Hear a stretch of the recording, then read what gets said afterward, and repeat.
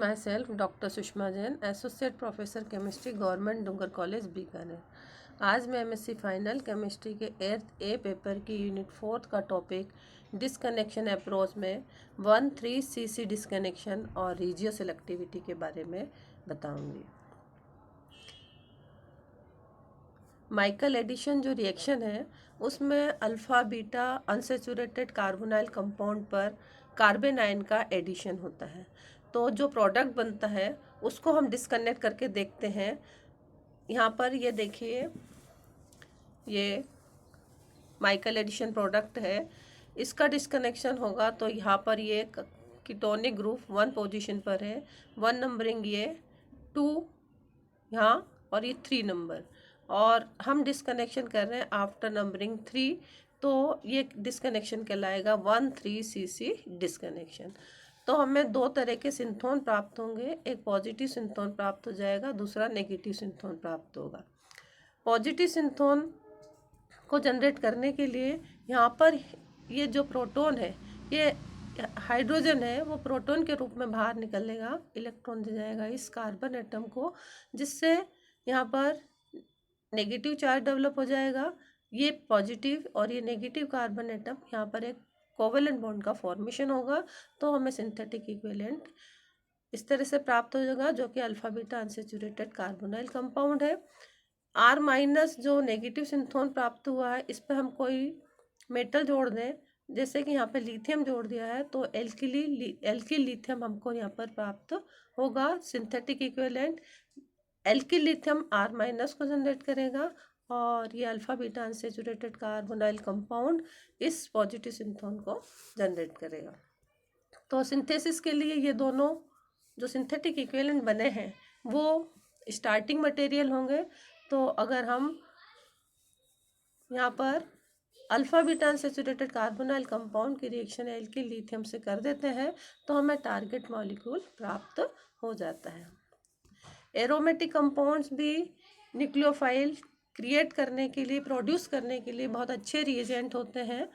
अगर हम Friedel craft condition apply करें तो हम ऑर्गेनो मेटेलिक कंपाउंड के स्थान पर एरोमेटिक कंपाउंड को एज ए न्यूक्लियोफाइल हम यूज कर सकते हैं, वो न्यूक्लियोफाइल का प्रोडक्शन करते हैं। तो यहाँ पर देखिए, ये एक टारगेट मॉलिक्यूल लिया है, इसको डिस्कनेक्ट कर रहे हैं। यहाँ पर ये COH है, फंक्शनल ग्रुप है, 1 नंबरिंग हम इसी को देंगे, पास वाले कार्बन एटम को 2nd नंबरिंग और इसको नंबर 3 देंगे। हम डिस्कनेक्शन कर रहे हैं आफ्टर 3, तो यहाँ पर डिस्कनेक्शन किया। हम डिस्कनेक्शन यहाँ भी कर सकते हैं, एक ही बात है, चाहे हम यहाँ पर डिस्कनेक्शन करें अथवा यहाँ पर डिस्कनेक्शन करें। तो चूँकि आफ्टर 3 कार्बन एटम डिस्कनेक्शन हो रहा है, इसलिए हम इसको कहते हैं 1,3 cc डिस्कनेक्शन। इस डिस्कनेक्शन के फलस्वरूप हमको 2 सिंथोन प्राप्त होंगे, एक पॉजिटिव सिंथोन प्राप्त होगा और दूसरा नेगेटिव सिंथोन प्राप्त होगा। तो पॉजिटिव सिंथोन को जनरेट करने के लिए यहाँ पर जो सिंथेटिक इक्विवेलेंट है वो ये सिंथेटिक इक्विवेलेंट है। किस तरह से बना है, ये यहाँ पर जो हाइड्रोजन है वो प्रोटॉन के रूप में बाहर निकल गया और इलेक्ट्रॉन दे गया इस कार्बन एटम को, जिससे ये नेगेटिवली चार्ज हो गया। ये नेगेटिव चार्ज कार्बन और ये पॉजिटिव चार्ज कार्बन एटम मिलकर एक कोवेलेंट बॉन्ड का फॉर्मेशन कर लेंगे, तो ये सिंथेटिक इक्विवेलेंट प्राप्त हो जाएगा।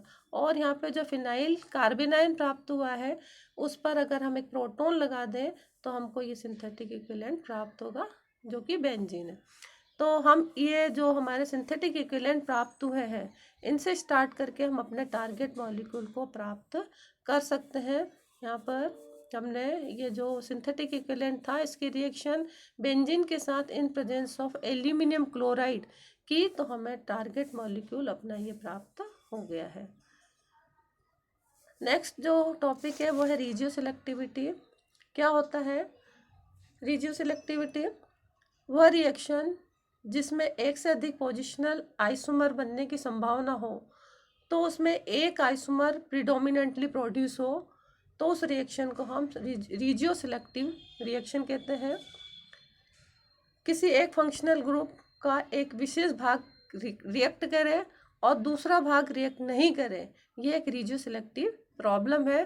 तो हम जो रीजियो सिलेक्टिव एल्काइलेशन है कीटोन में, किस तरह से हो सकता है, वहाँ पर रिजियोसेलेक्टिव की प्रॉब्लम किस तरह से आती है वो देखते हैं।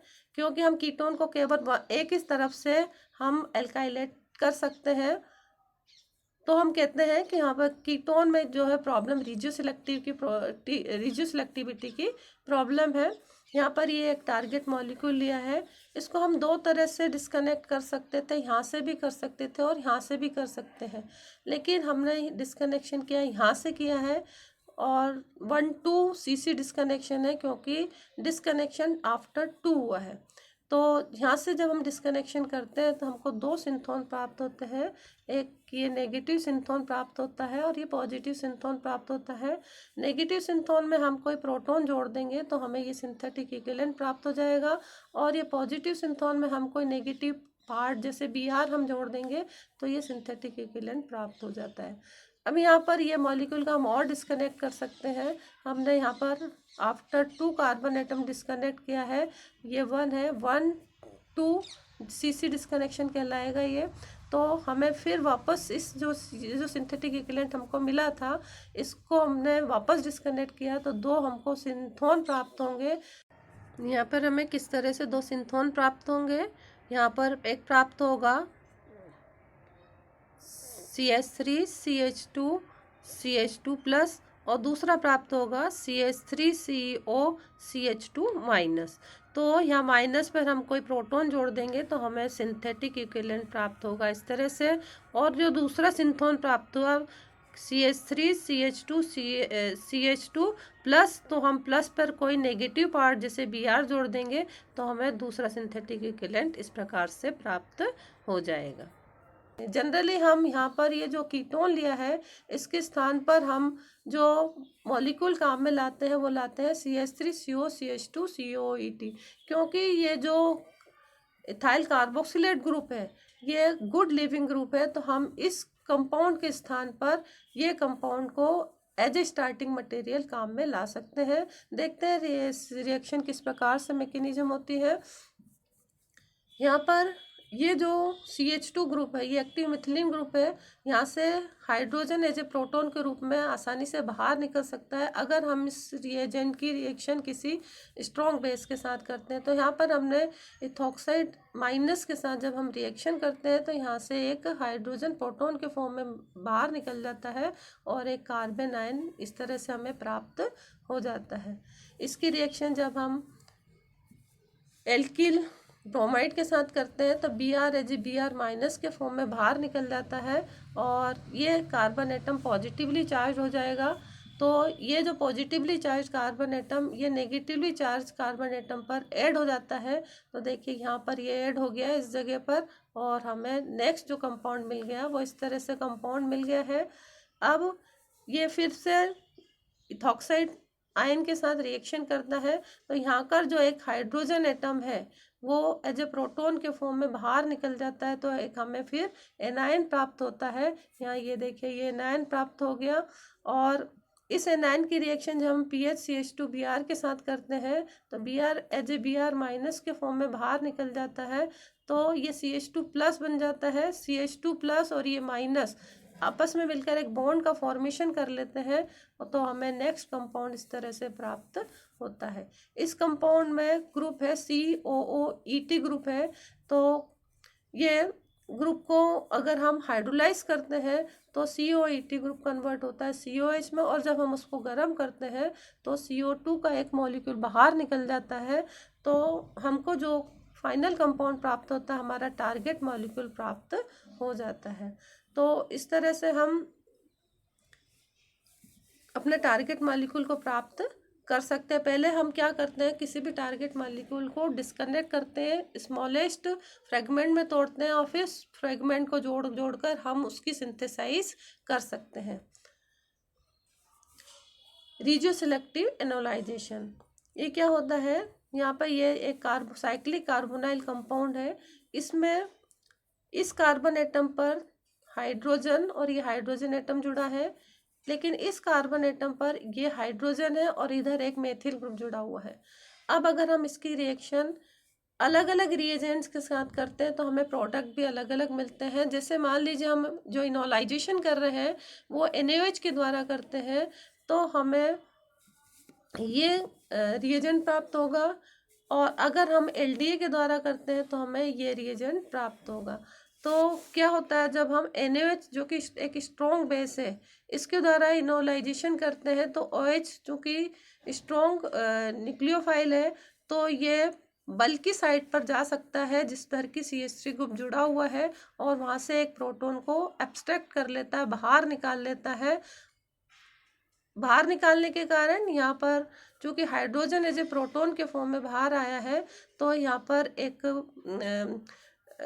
नेगेटिव चार्ज क्रिएट हो जाएगा, और कार्बन से यहाँ अधिक इलेक्ट्रोनेगेटिव ऑक्सीजन है तो इलेक्ट्रॉन डिस्प्लेस हो जाएंगे ऑक्सीजन की ओर। तो यहाँ पर ये पॉजिटिव और यहाँ का ये नेगेटिव मिलकर एक बॉन्ड का फॉर्मेशन कर लेगा, तो यहाँ पर एक कोवलेंट बॉन्ड बन जाएगा। इसलिए इस कार्बन एटम और इस कार्बन एटम के बीच में एक ये डबल बॉन्ड क्रिएट हो गया है।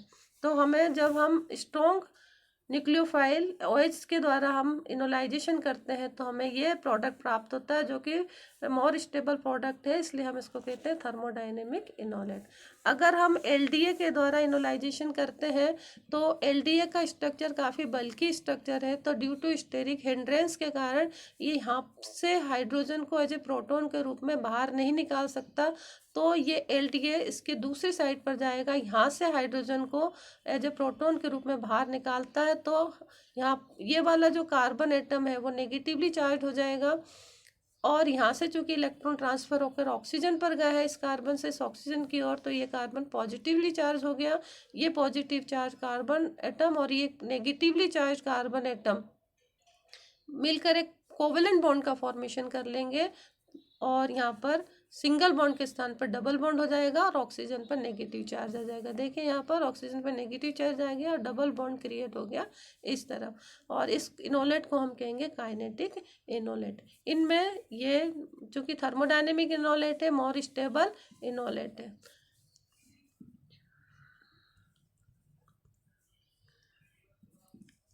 अब हम माइकल एडिशन रिएक्शन में रिजियो सिलेक्टिविटी को देखते हैं। अगर जब हम alpha beta unsaturated carbonyl compound की रिएक्शन किसी न्यूक्लियोफाइल के साथ करते हैं तो हमें दो तरह के प्रोडक्ट मिलने की संभावना होती है। एक तो 1,2 एडिशन प्रोडक्ट प्राप्त हो सकता है और दूसरा प्राप्त हो सकता है 1,4 एडिशन प्रोडक्ट। देखते हैं किस प्रकार से 1,2 एडिशन प्रोडक्ट प्राप्त होता है। यहाँ पर ये देखिए ये हमारा मॉलिक्यूल है, alpha beta unsaturated carbonyl compound है।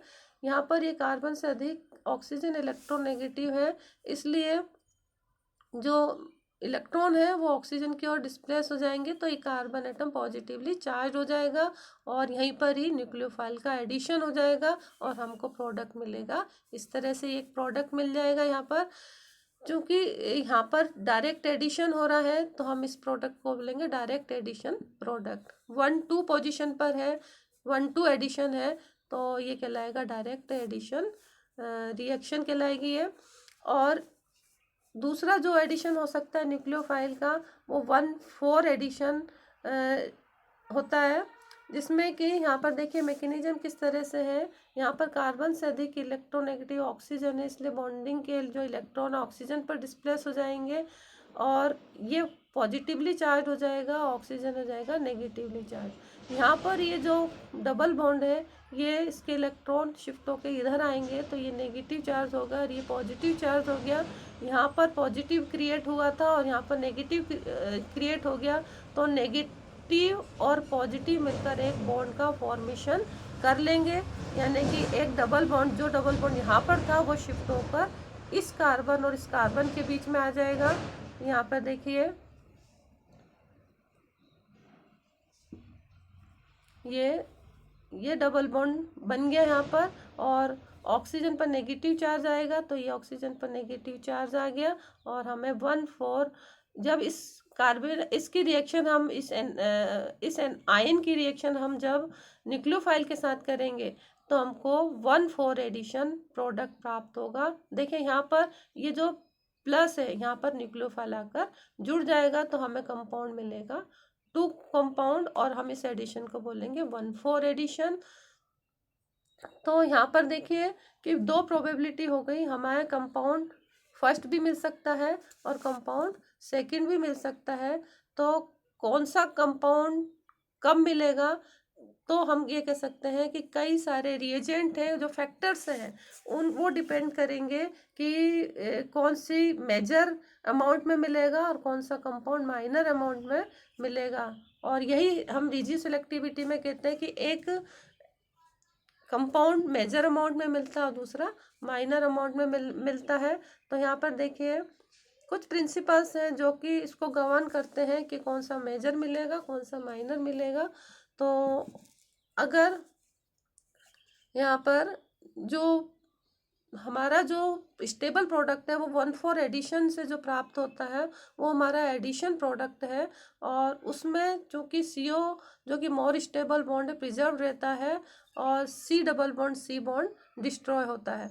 तो यहाँ पर जो थर्मोडाइनेमिक स्टेबल जो प्रोडक्ट है वो 1,4 एडिशन प्रोडक्ट है। अब जो फैक्टर्स हैं जो गवर्न करते हैं कि कौन सा प्रोडक्ट हमें मेजर अमाउंट में मिलेगा, अगर हम स्ट्रॉन्ग बेसिक न्यूक्लियोफाइल अप्लाई करते हैं तो हमें 1,2 एडिशन प्रोडक्ट मेजर अमाउंट में मिलेगा। अगर हम वीकली बेसिक न्यूक्लियोफाइल करते हैं अप्लाई करते हैं तो हमें 1,4 एडिशन प्रोडक्ट यानी कि माइकल जो प्रोडक्ट है वो मेजर अमाउंट में प्राप्त होगा। माइकल एक्सेप्टर जैसे अनसेचुरेटेड एल्डिहाइड है, एसिड क्लोराइड है, अगर हम इनको यूज करते हैं तो हमें 1,2 एडिशन प्रोडक्ट मेजर अमाउंट में मिलेगा, यानी कि डायरेक्ट एडिशन होगा। और अगर हम कीटोन और एस्टर्स लेते हैं तो हमें Michael addition product major amount में प्राप्त होगा।